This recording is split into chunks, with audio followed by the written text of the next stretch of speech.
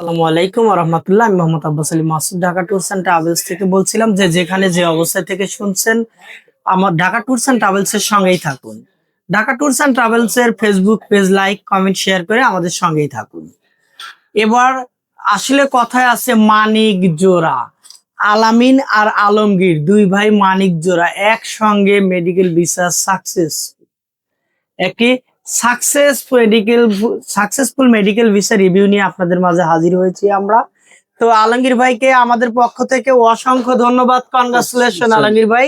তো আপনি কিভাবে আমাদের সন্ধানটা পেলেন?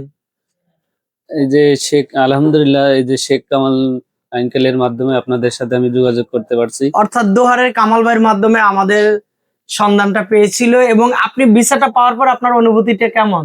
না, আলহামদুলিল্লাহ, এখন খুব খুশি। খুব খুশি এবং ভালো লাগছে।